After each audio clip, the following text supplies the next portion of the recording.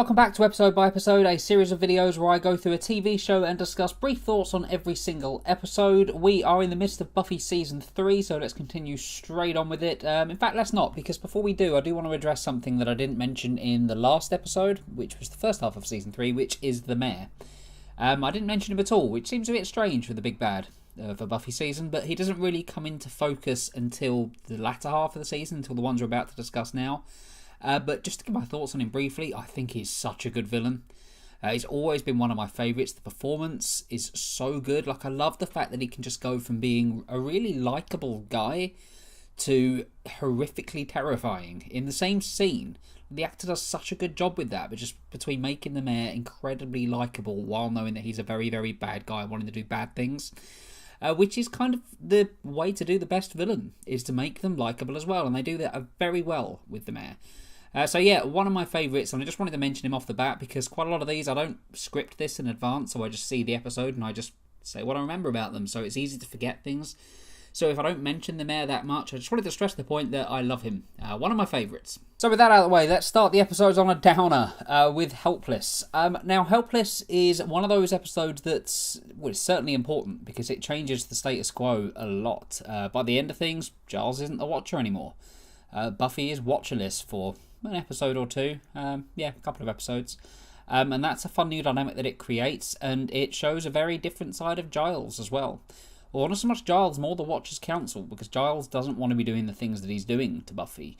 Stripping her of her powers and sending her to fight a really powerful vampire. Like, it's not a cool thing to do, and it really paints the Watcher's Council as not the nicest of people, and it's interesting to see that Giles is, or was, a part of that. He was a part of that system. So yeah, very, very dark, and some great performances in this one as well. Both Anthony Head and Sarah Michelle Gellar, amazing. Amazing work from both of them in here. Christine Sutherland gets some good things to do.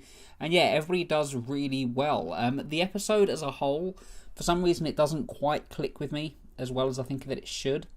I found it to be a little bit too slow in places. It's not quite as exciting as I think that it needed to be. But then, at the same time, it's more of a character study than it is about the action, so I understand it.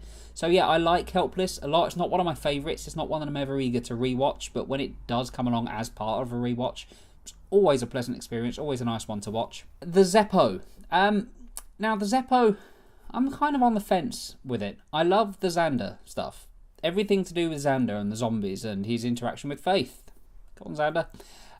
I enjoy all of that. I think that's a really strong part of the episode. And Nicholas Brendan is so good at comedy. And this is an episode where he gets to just pretty much do that. He has a good time throughout this. And it's so much fun watching Xander kind of on his own, really, away from the rest of the cast and just doing his own thing and still being as likeable. It proves that he's a strong enough character to be able to carry an episode pretty much on his own.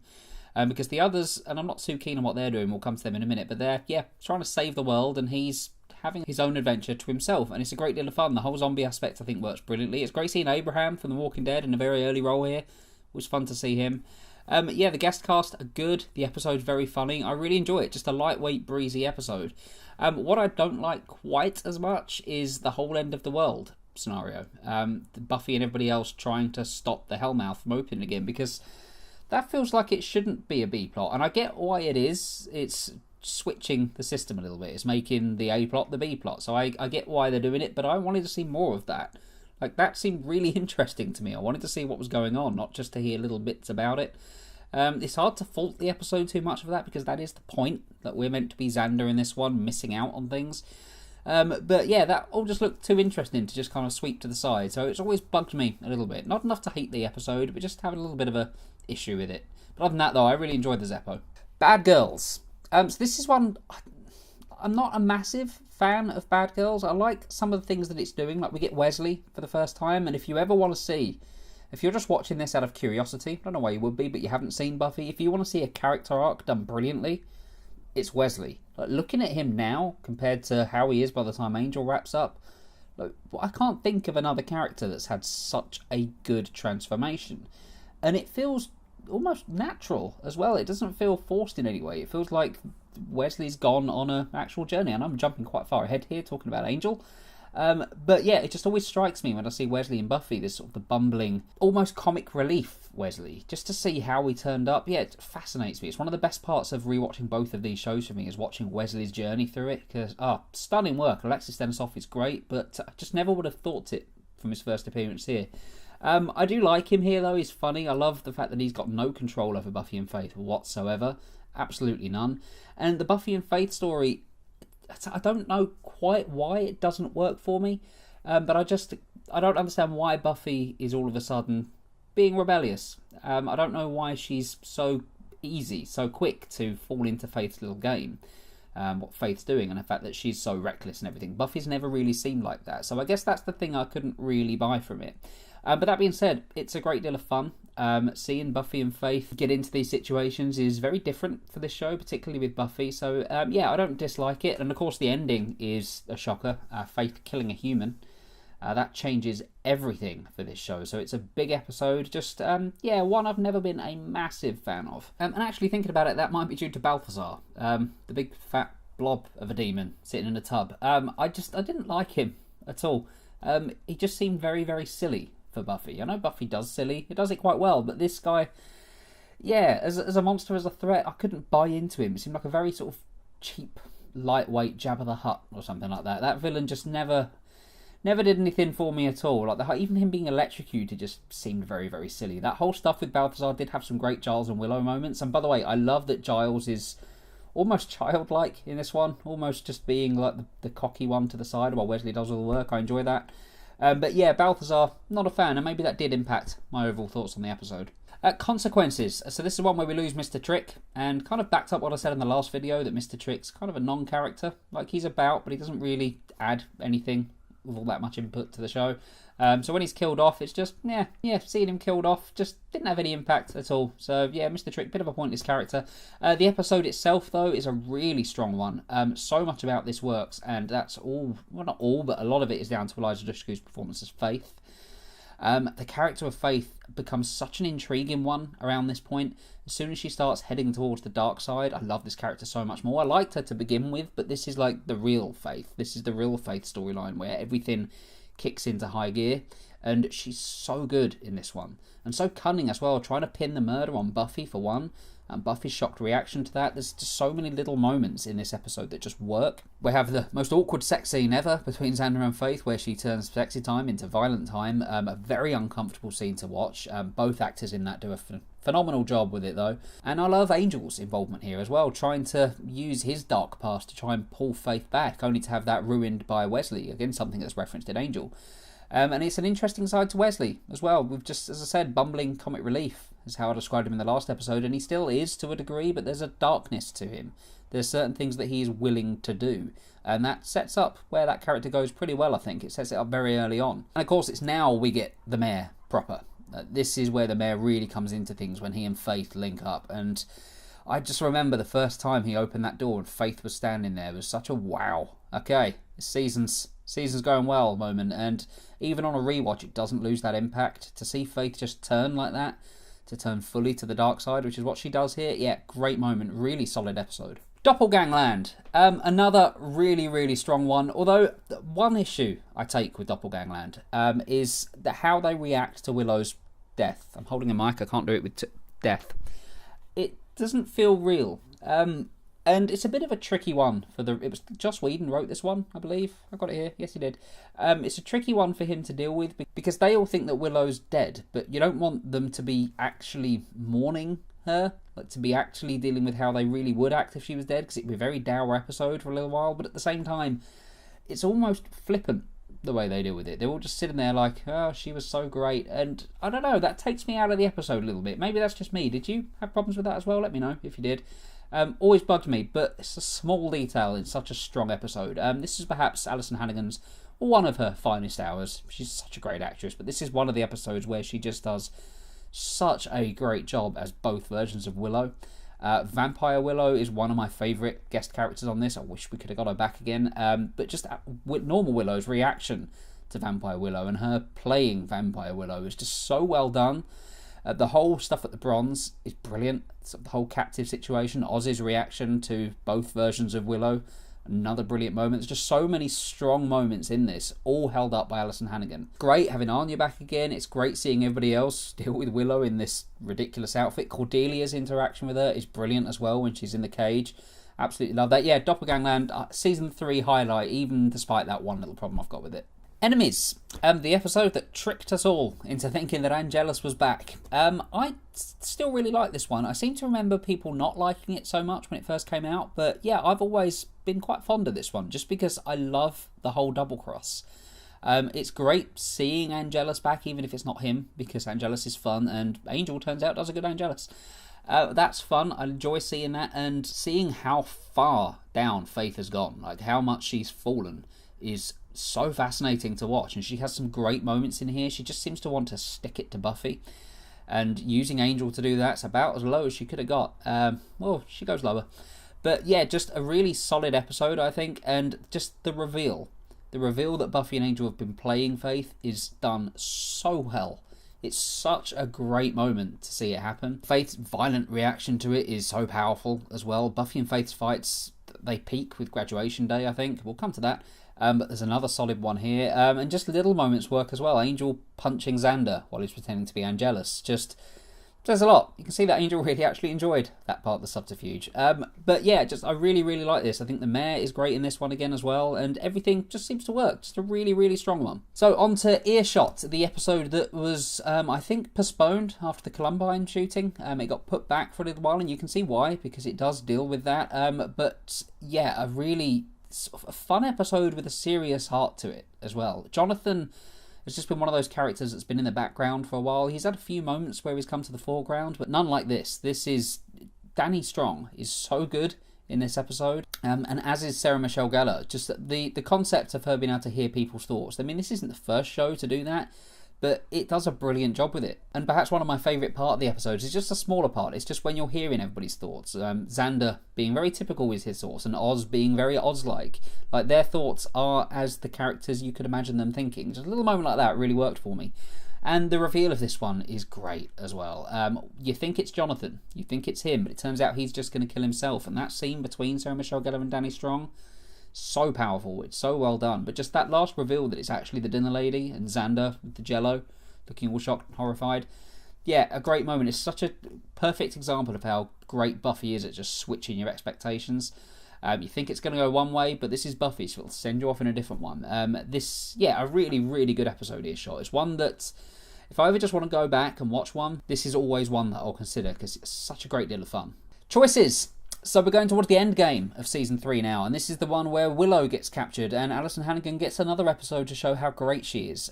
Willow being held captive by Faith and standing her ground and holding her own is so cool. It's so awesome to see Willow like that, because if you think of Willow back at the beginning of Season 1 to where she is now, like, that character has come such a long way. And it's none more evident than here in Choices. Like, she's in danger. She could very well be killed here. She's held to ransom, but she never really wavers. She's never stopped trying to find information, and she gets information as a result of it. And there's my favourite Oz moment is in this one as well, when everybody's debating saving Willow, and Oz just throws a tantrum, basically, and doesn't really need to say anything. He says all he needs to see with an action. It's so very Oz. So perfectly done, and so wonderfully done by Seth Green as well. And it really feels at this point that the season is building. Like, it's building to something awesome, something big. You got the mayor with his bug box, which is very, very creepy. And another great performance by the mayor as well. His character just continues to get better and better right until the end.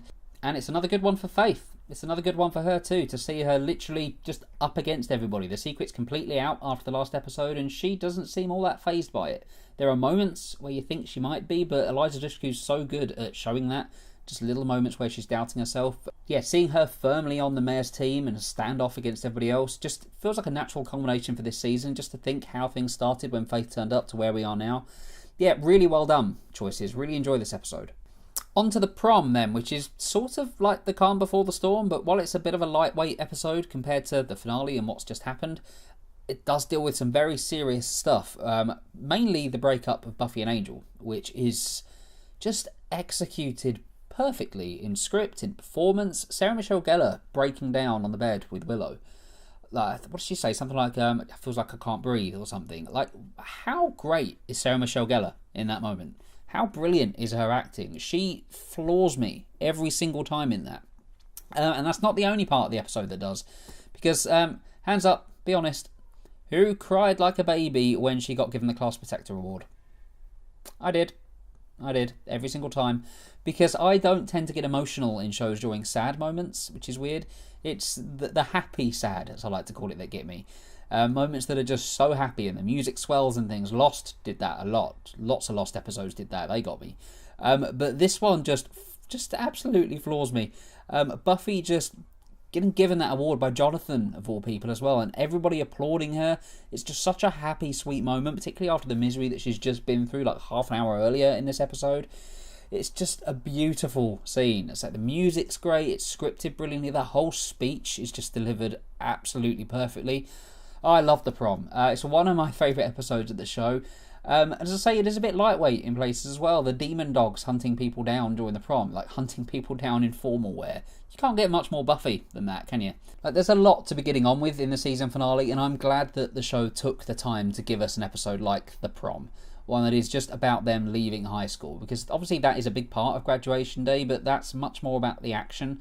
Whereas this is a time to focus on the character. And Buffy as a character, she deserved a moment like this, which is why I think I get so invested every single time I watch that scene. Because you know what she's been through, and yeah, she deserves every clap that she gets. Which brings us to the finale then, the two-part graduation day. And what an episode. Much like the other ones that I love and I have a problem with, I'll just get my issue with it out of the way now, which is the mayor as the big snake is awful. It's one of my worst Buffy moments. Because it just looks so fake, and the well gosh line is hideous. It's a horrible line. It really ruins the final 10 minutes of this. Well, it doesn't ruin it, actually, that's a bit harsh. It just, for that moment, it ruins that particular moment, which is a shame. Everything else, though, is peak Buffy, I think. I think this is top Buffy, like Becoming, the two-part finale to season 2, I love, but I think I prefer Graduation Day, just because of how awesome it is. The Buffy Faith fight at the end of episode 1 is my favourite Buffy Faith fight. It's one of my favourite fights, actually, from the show. Again, Christoph Beck's music is amazing throughout this whole two-parter, actually, not just in that Buffy Faith fight scene. But yeah, it's so well done. Faith stepping off the building onto that lorry. I love it. Absolutely love that fight. It's imaginative, like the moves they do are cool. There's just so much about it, so many little things about the fights that I love. It's my favourite Buffy fight, I think. My favourite one from the whole show. In fact, this video is already running a little bit long, so I probably should not go through everything that I love about Graduation Day, because we would be here for about 7 hours. But Angel feeding on Buffy to be cured as well, like, such a powerful moment, and the reactions of everybody else around him is great too, and it really leads into his decision to leave at the end. This is Angel's last episode, and Cordelia, she doesn't get a goodbye, sadly. He does, walking off into the smoke, that's great. But let's talk about that battle. The battle at the high school, which just seems so epic. Like, the way that it's shot, all of the students with crossbows and going into battle, like the Harmony dying as well, and we see her again though. But yeah, this feels like the end of 3 seasons. It feels like the show is going to be moving on to something very different, and it does in season 4. It changes things up quite considerably. But as an end to Sunnydale High, to the high school years, I can't think of a better way to do it. All of the students uniting to fight against a common evil. It's perfect. It's absolutely perfect. Got to take a moment as well to praise Armin Shimmerman. Might be how you say his name. But he was great as Snyder. And he goes out, I think, in the best possible way that he could. Yet another principle's been eaten. And everybody gets a moment in this one. Like Xander leading the troops. You get Cordelia and Wesley having that horrific kiss that'll be brought up again in season 1 of Angel. You get Willow and Oz sleeping together for the first time, which is a really sweet moment. And the two of them running into graduation late. I've always loved that. And the school blows up. Like, it's so Buffy to finish a season with them leaving high school by literally destroying the high school. And I'm still sad when it happens because I miss that school set. They couldn't have used it again, so it makes sense, but I miss the library in particular. But yeah, what a way to end a season. What a way to end 3 seasons. So I'm sure there's many bits that I've missed talking about in this. There's many important moments that I've forgot to mention. But as I say, this is unscripted, and I need to try and keep it short because I really could just keep talking about this for such a long time. And this video will be crazy long, so I can't cover absolutely everything. But this is where you guys come in. So let me know in the comments what you think about all of these episodes as well. I've said before, I'll say it again, my favourite bit is talking to you guys about it. So yeah, tell me what you think of all of these. If you like this video, do hit like and subscribe. I do appreciate every single person that does watch this video and does click the subscribe button. It's going up. It's nice to see. So let's keep it going. So yeah, hit the subscribe button. I'll be back next week, probably on Tuesday, for the first half of Season 4. Looking forward to talking about that one, because I have some thoughts on Season 4. I don't think it's quite as bad as people say it is. Quite enjoy it, but we'll get to that. Thank you very much for watching this, and I'll see you on the next video.